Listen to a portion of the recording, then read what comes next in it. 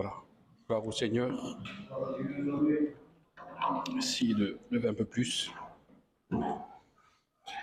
Voilà. Gloire à Dieu. Bonsoir à tous. Voilà. Que la paix de Dieu soit avec vous.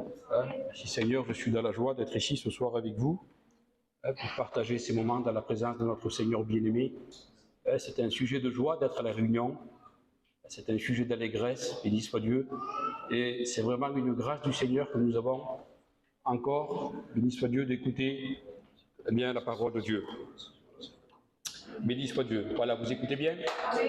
Gloire au Seigneur. Voilà, je tiens à remercier votre responsable pour l'invitation.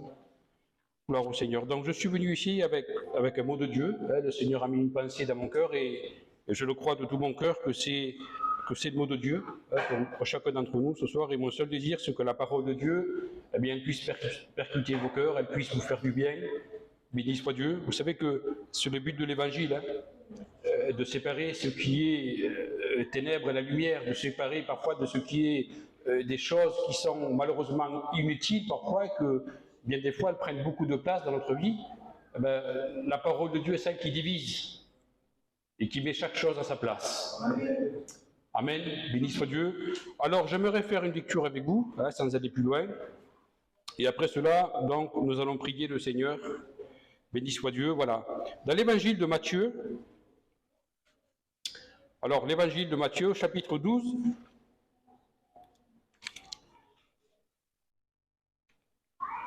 béni soit Dieu. L'évangile de Matthieu, chapitre 12, et puis à partir du verset 46.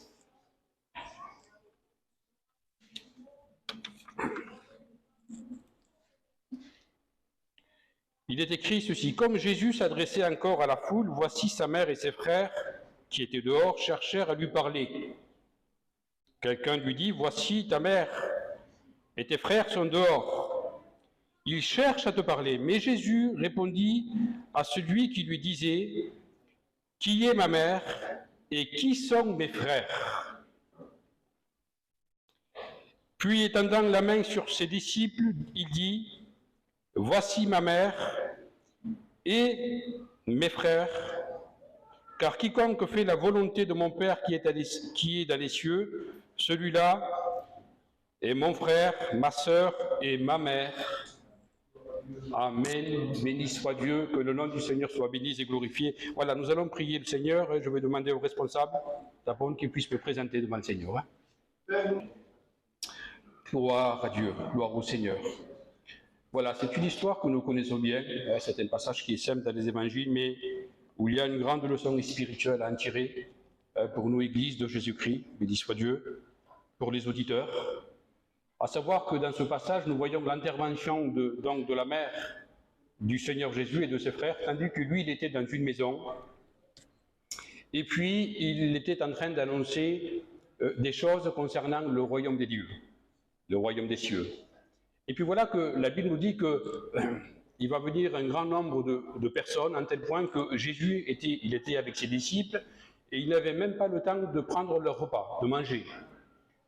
Et puis voilà que donc nous voyons donc l'intervention de sa mère et de ses frères et sœurs, et puis lorsqu'ils vont s'approcher, ils vont voir que le lieu où était Jésus était rempli de monde.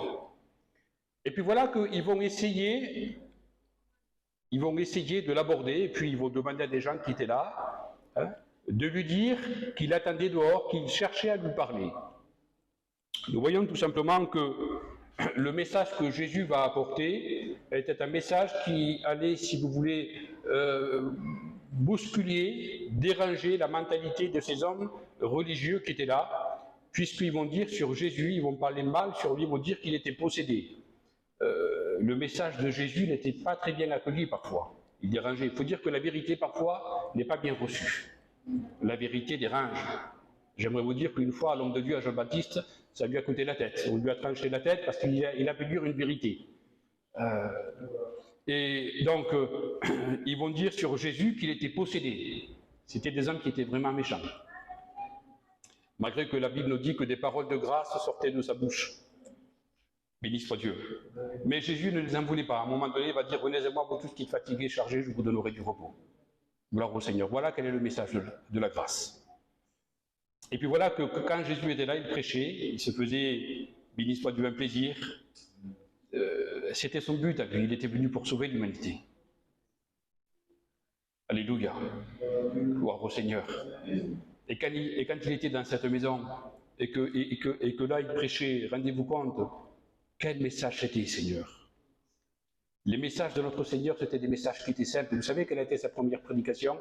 Il disait tout simplement, repentez-vous. C'était le message qui était approprié à la population. Pourquoi? Parce qu'en ce temps-là, la population avait sombré, si vous voulez, dans la religion, et ils espéraient un autre Messie, un libérateur. Mais en réalité, bien que c'était des hommes qui connaissaient la loi, qui connaissaient les prophètes, ils avaient besoin de se repentir. Et bien que ces hommes-là, ils s'attendaient ils voulaient écouter un grand message, et Jésus était venu tout simplement avec ce message-là, repentez-vous. La Bible dit que la lumière est venue dans ce monde, mais le monde ne l'a pas accueillie. Elle n'a pas été reçue. Mais à tous ceux qui l'ont reçue, la Bible dit, elle a donné le pouvoir de devenir un enfant de Dieu. Il faut la recevoir. Et j'aimerais vous parler de cela ce soir. Puisque lorsque nous avons reçu le Christ dans notre vie, lorsque nous sommes rentrés dans l'Église, le Seigneur nous appelle à avoir une vie, si vous voulez, à aller de l'avant avec le Seigneur, à s'épanouir. J'aimerais vous rappeler cette histoire-là, dans la Bible, dans l'évangile de Jean, quand cet homme qu'on connaît très bien, qui s'appelle Lazare, et qui était mort déjà, et quand Jésus va aller, il va dire Lazare sort, la Bible dit que le mort sortit du lieu où il était. Il était revenu à la vie. Amen. Béni soit Dieu. La vie était rentrée en lui. Et nous voyons ici un personnage qu'il était dans un état, premier lieu, il était dans un état de mort, mais lorsqu'il a écouté la voix de l'Esprit, la voix du Christ, la vie s'est créée en lui. Qu'est-ce que cela veut dire? C'est qu'aujourd'hui, dans nos églises aujourd'hui, nous sommes dans l'église, nous avons adopté la vie de l'église, et on peut dire qu'on n'est plus dans un état de mort. Puisque la Bible dit que celui qui a le Fils a la vie. Mais l'histoire nous apprend que quand Lazare est sorti du sépulcre, la Bible dit qu'il avait les mains et les pieds liés de bandes. Et qu'un chiffon était mis sur son visage. Il y avait encore des liens qui étaient là. Et qui l'empêchaient de s'épanouir dans sa nouvelle vie. Et qui l'empêchait de voir, de marcher. Et quel va être le message de Jésus? Il va dire, déliez-le et laissez-le aller. Que le nom du Seigneur soit béni et glorifié. Qu'est-ce que cela nous apprend à nous aujourd'hui, 2000 ans après? C'est que bien des fois, il y a beaucoup de gens qui viennent à l'Église, ils ont adopté la vie de l'Église, et on peut dire que ce sont des personnes qui ont la vie, mais que parfois il y a des liens, les bandelettes sont là, ce sont des choses qui sont invisibles à l'œil humain, mais que Dieu les voit. Car rien n'est caché devant lui, la Bible nous dit. Et ce sont des liens qui nous empêchent, bien des fois, d'avancer dans notre marche spirituelle. Ce sont des liens qui nous empêchent d'avoir un développement spirituel, de grandir dans la foi, de grandir dans la communion, parce que Dieu veut que nous allions plus loin dans la communion avec lui. Un jour, le Christ va dire sur Pierre, Pierre, avance en pleine eau. Et nous voyons que quand l'apôtre Pierre, lorsqu'il va écouter le message de Jésus, lorsqu'il va comprendre, parce qu'il faut comprendre quelle est la volonté de Dieu pour notre vie. Parce qu'on ne peut pas avancer à l'aveuglette. Il y a une direction dans l'Évangile. La Bible nous donne une direction. Et la volonté de Dieu, c'est que tous les hommes viennent à lui, puis ils parviennent à la connaissance de la vérité. Mais il y a un cheminement, il y a un parcours, il y a un processus. Et Dieu nous appelle à grandir dans la foi. Et comme je vous l'ai dit tout à l'heure, il y a bien des fois, il y a ces bandes qu'elles sont là, ce sont des liens qui nous empêchent d'obéir à Dieu. Et même parfois, la chose est grave, parce que ce sont des liens qui nous empêchent aussi de rentrer dans le royaume des cieux.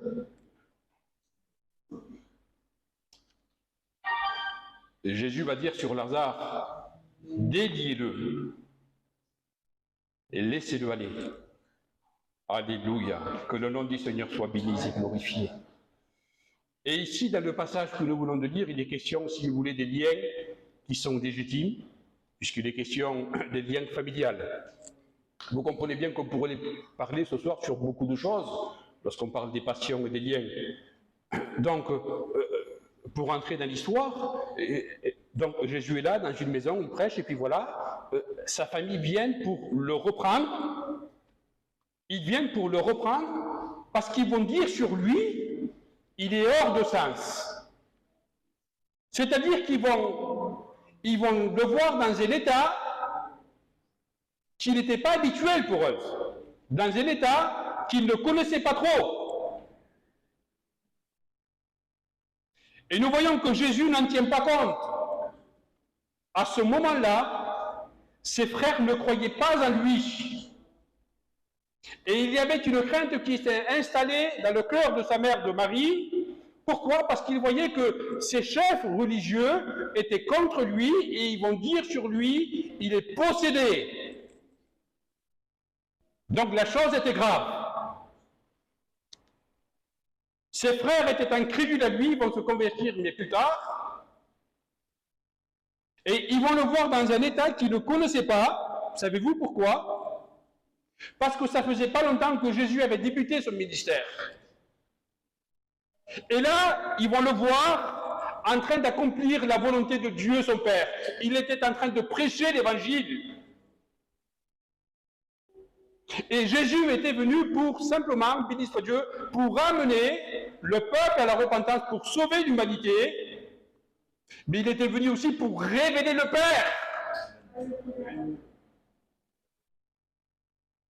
Et Jean 3,16, quand Dieu a tant aimé le monde, qu'il a donné son Fils unique, afin que quiconque croise en lui ne périsse point, mais qu'il ait la vie éternelle. Donc il était venu pour révéler le Père.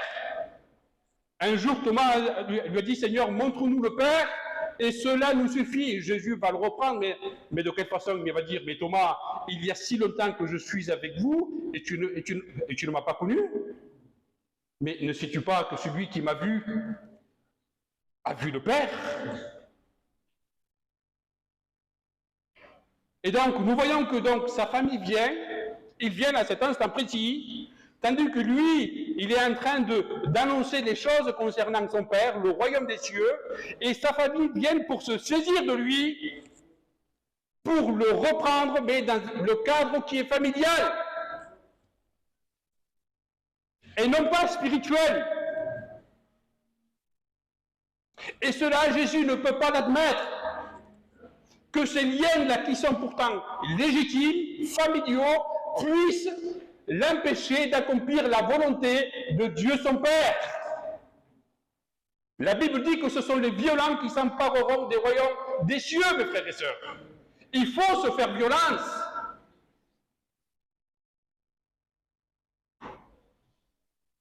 Le Seigneur ne l'a pas admis. Parce que la Bible met une distinction entre les choses qui viennent selon la chair et les choses selon l'esprit. Voilà pourquoi que l'apôtre Paul va dire que ceux qui vivent selon la chair ne sauraient plaire à Dieu. Ceux qui vivent selon la chair ne sauraient plaire à Dieu.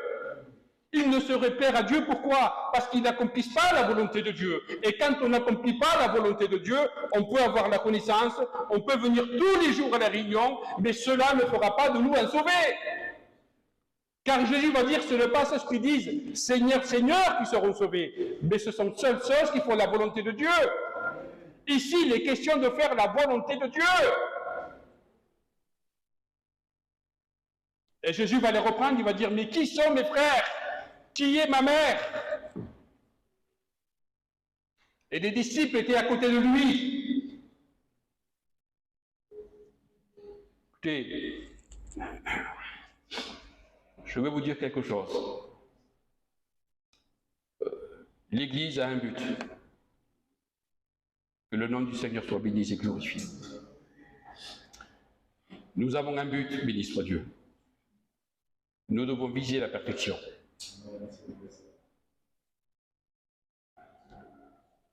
Cela ne doit pas nous étonner, mes frères et sœurs. Le jour où nous nous sommes convertis, nous sommes passés de la mort à la vie, et ce soir, s'il y a des personnes qui ne connaissent pas Dieu, qui sont étrangers à la vie de Dieu, ben je t'invite à t'approcher de Dieu ce soir. Puisque tu peux connaître aussi cette résurrection spirituelle dans ta vie. Dieu le produit, Dieu peut le produire, il veut le faire. Alléluia, béni soit Dieu. Mais nous devons avoir un seul désir, mes frères et sœurs.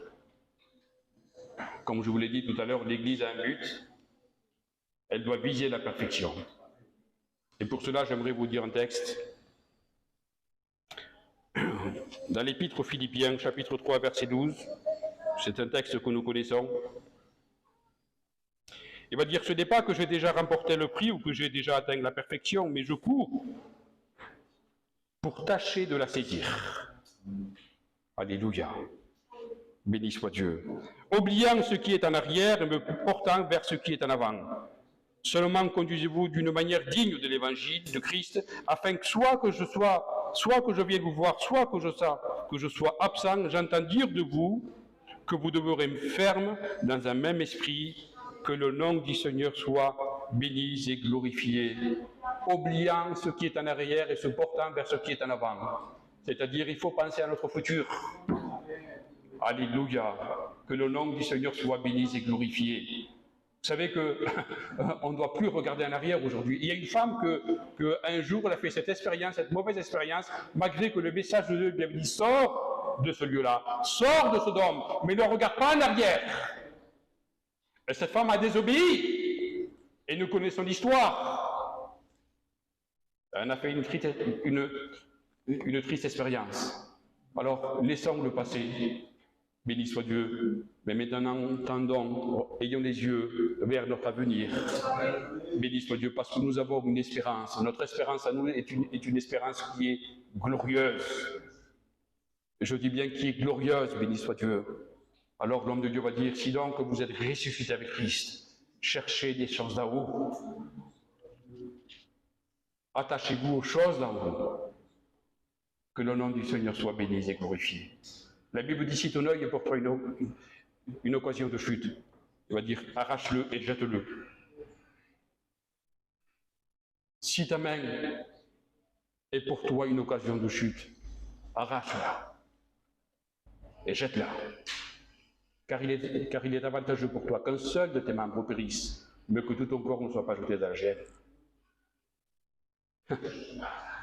Il faut accepter de se séparer des choses qui nous empêchent d'avancer dans notre marche spirituelle.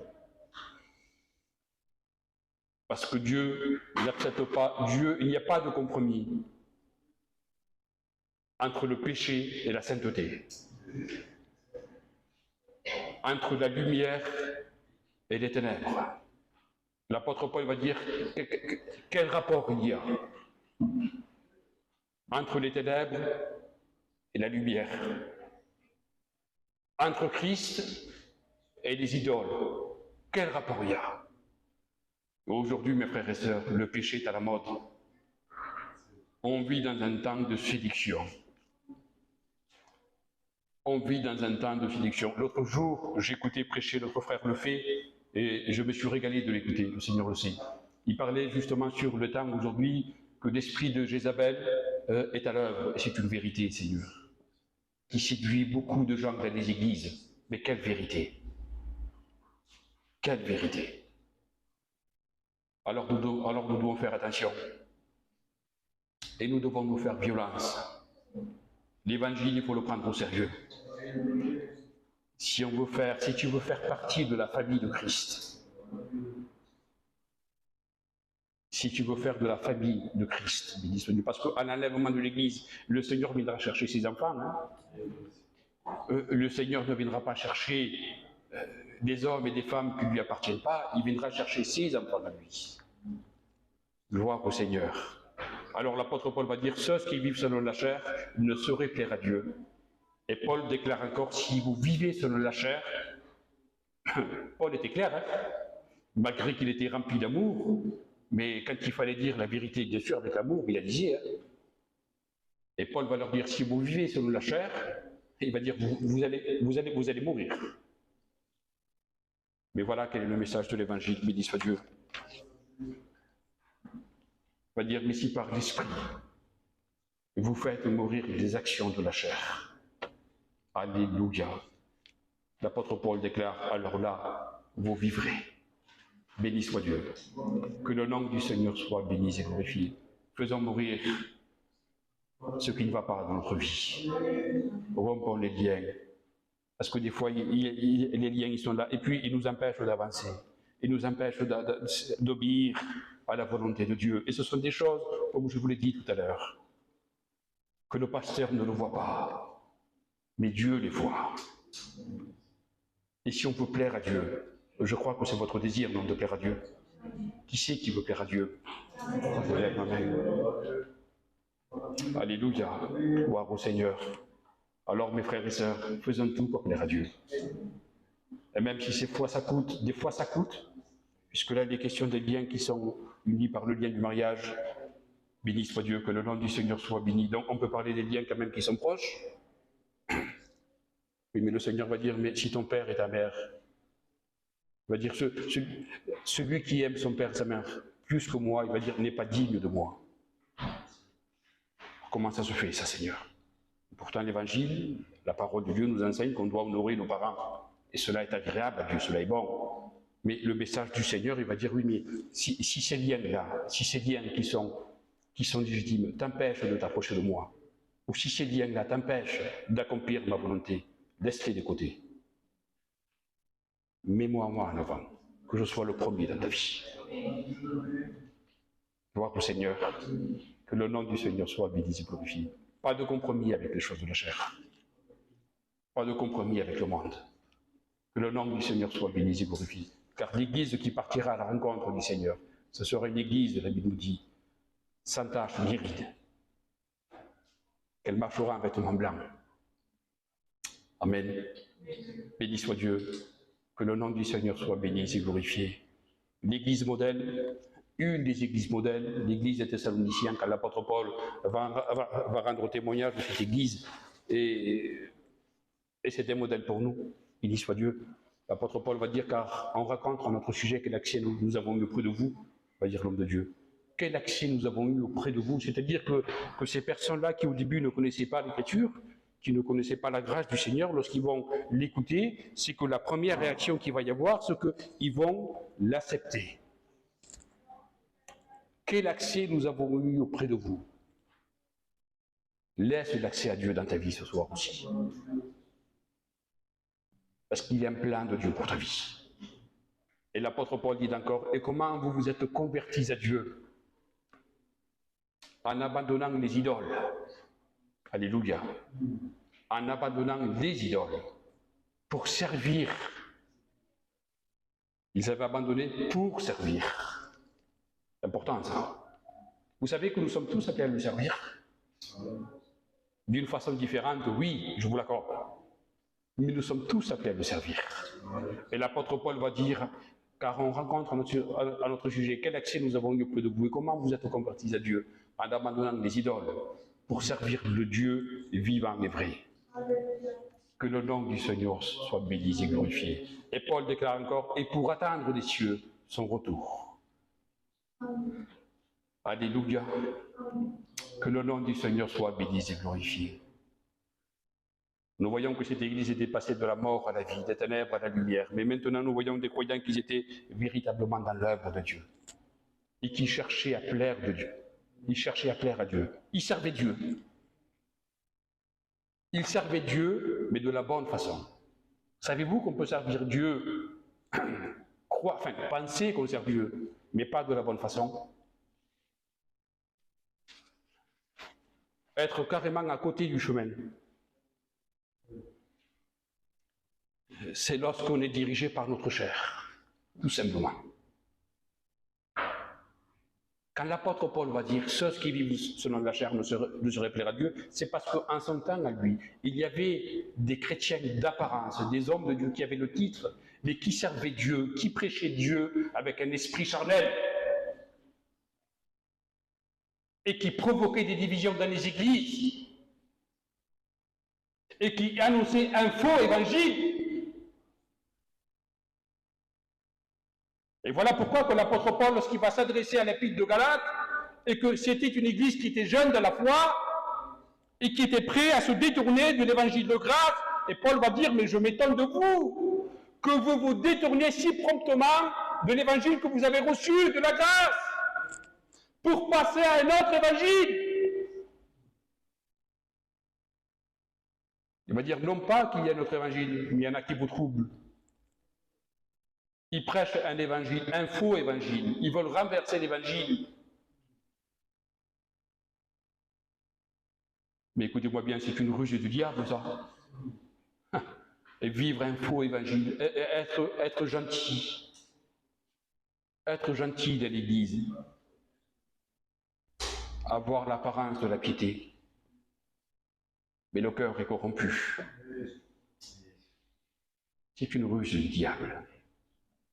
Malheureusement, je vous le dis. Ce n'est pas une prophétie que je vous donne ce soir. J'ai jamais reçu de prophétie dans ma vie. Je prêche la parole par grâce. Mais je vais vous dire quelque chose. Moi, quand je lis la Bible, quand j'étudie la parole de Dieu, je me rends compte de quelque chose, mes frères et sœurs. C'est qu'aujourd'hui, dans les églises, il y en a eu, mais dans les églises, il y a eu des perdus. Et on pourrait dire que c'était des personnes qui étaient gentilles. Mais c'était des charnels. Ils cherchaient, si vous voulez, à plaire aux hommes. Et non pas à Dieu. Alors c'est un danger. Voilà pourquoi que Jésus va dire, vous connaîtrez la vérité. Et la vérité vous affranchira. Amen. Béni soit Dieu. Que le nom du Seigneur soit béni et glorifié. La destinée de l'Église, c'est de ne pas rester sur la terre. La destinée de l'Église, ce n'est pas de connaître la colère de l'agneau. La destinée de l'Église, c'est de partir à la rencontre de Jésus-Christ. Béni soit Dieu. Nous avons un rôle qui est très important. Jésus va dire, vous êtes la lumière du monde. Vous êtes le sel de la terre. Béni soit Dieu. Que le nom du Seigneur soit béni et glorifié. Qui est ma mère? Qui sont mes frères? C'est celui-là seul qui fait la volonté de mon Père. Alléluia. Béni soit Dieu. Que le nom du Seigneur soit béni et glorifié. Est-ce que tu fais partie de la famille de Dieu? J'aimerais te poser cette question ce soir. Est-ce que tu veux faire partie de la famille de Dieu, devenir un enfant de Dieu? Alors, s'il y aurait des personnes qui sont étrangers, si tu n'as pas reçu encore le Christ dans ta vie, alors je t'inviterai ce soir, je vais faire un appel avec la permission de mon frère, parce que je l'ai à cœur.